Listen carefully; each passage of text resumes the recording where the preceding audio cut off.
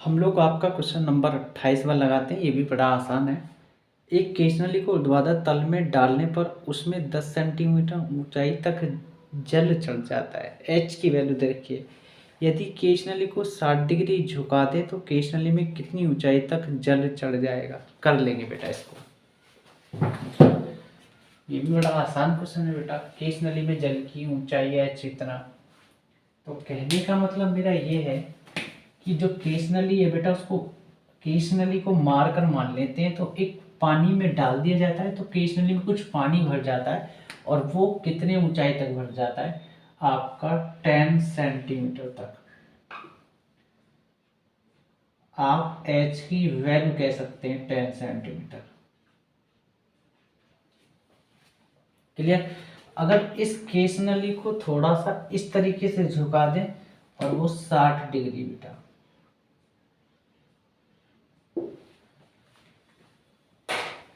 और इसको इससे मिला दो तो समकोण त्रिभुज की रचना हो जाएगी बेटा। तो आप कह सकते हैं पी क्यू, और यहाँ आप आर पॉइंट रख लेते हैं इसको, ठीक।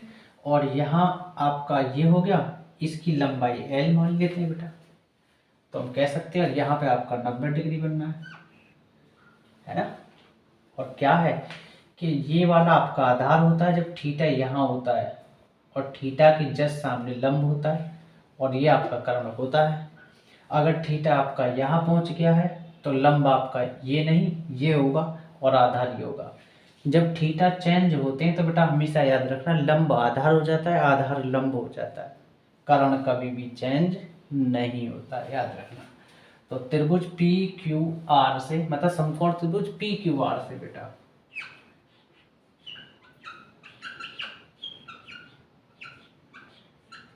यहां से cos थीटा निकाल देंगे, और cos थीटा होता है आधार बटे कर्ण।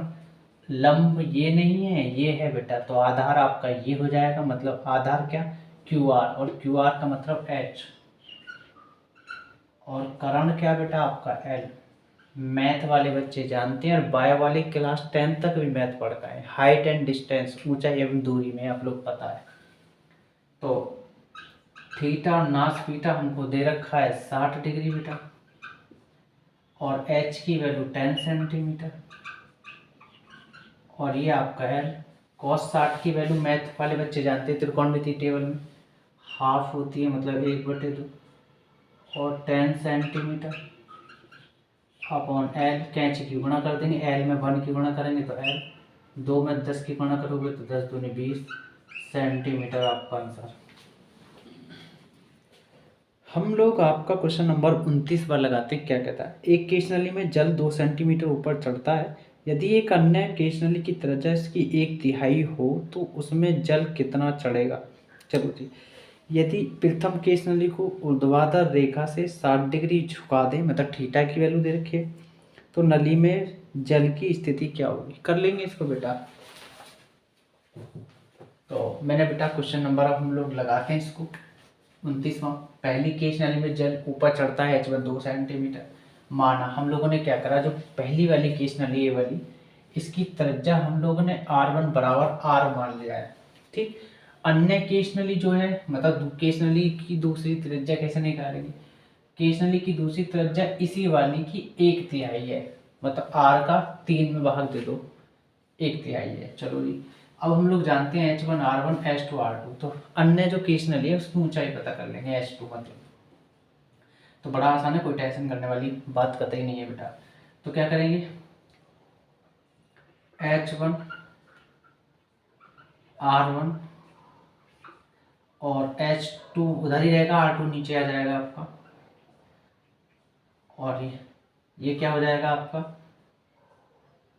एक इधर आपका H2।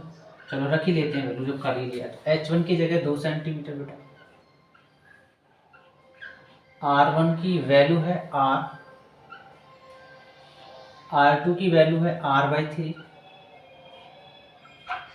और इधर आपका H2, R से R कैंसिल, ये 3 ऊपर चला जाएगा, 3 दूनी 6 सेंटीमीटर H2 आ जाएगा।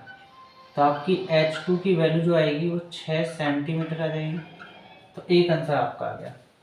अब पहली वाली जो केस नली है उसका केस थोड़ा सा हम लोग चलते हैं, ज़्यादा ही डीपली है वो केस, उसको सॉल्व करेंगे, कोर्ट में लेकर के चलते हैं बेटा। तो पहली वाली जो केस नली है उसकी जो ऊंचाई है बेटा, ये वाली, ये पहली केस नली की ऊंचाई जो है H1, वो जो जल है वो केस नली में चढ़ जाता है, वो कितनी ऊंचाई तक, 2 सेंटीमीटर। और इसको कितने एंगल से झुका दिया जाता है इस केस नली को इस तरीके से, वो बेटा आपका 60 डिग्री दे रखा है। मैंने भी जस्ट कर लेंगे, बड़ा आसान है, टेंशन करने वाली बात नहीं है बेटा।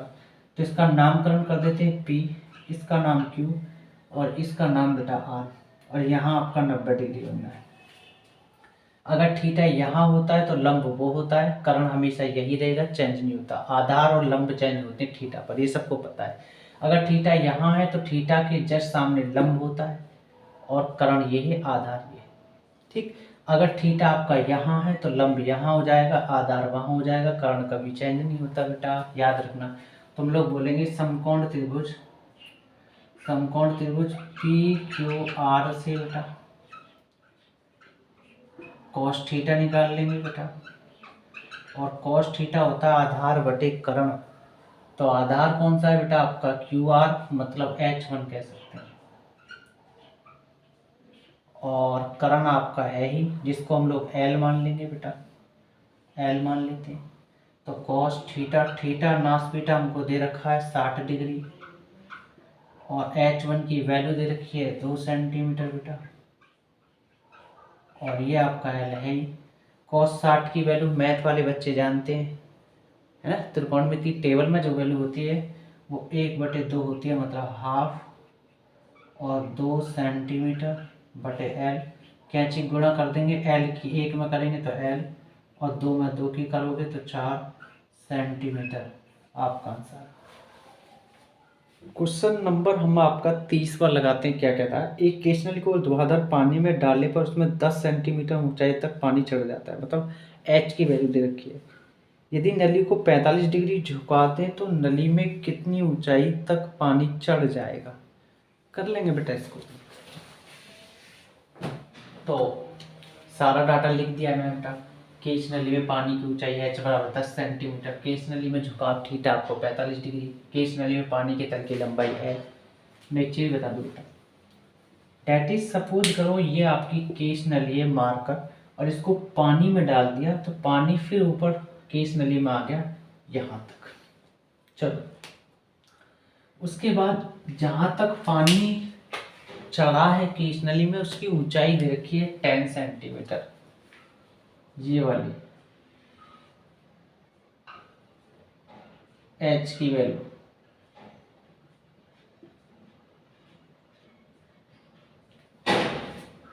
बात क्लियर बेटा। अब वो यूं कह रहा है कि अगर हम केस नली को पानी में ही ऐसे झुका दें तो वो जो झुकाव है वो आपका 45 डिग्री का होगा बेटा। कितने का, 45 डिग्री का। और इसकी लंबाई पता करनी है तो बेटा इसका नामकरण P कर देते, इसका नाम Q, इसका नाम R। आसान है, समकोण त्रिभुज बन ही रहा है बेटा आपका। तो आप कह सकते हैं समकोण त्रिभुज PQR से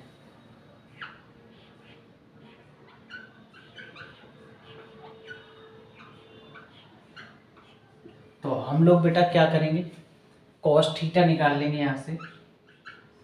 और कॉस थीटा जो होता है मैथ वाले बच्चे जानते हैं बेटा, आधार बटे कर्ण होता है। तो आपका जब थीटा यहाँ हो तो थीटा के सामने होता है लंब, और ये होता है आपका कर्ण, और ये होता है आपका आधार। क्लियर। लेकिन थीटा अब यहाँ के बजाय आपका थीटा पहुँच गया बेटा कहाँ पर,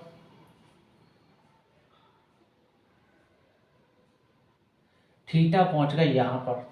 जहाँ थीटा यहाँ था तो लंब वो था, आधार ये था। लेकिन अब थीटा सामने हो गया तो लंब कौन सा हो जाएगा, ये आधार हो जाएगा वो।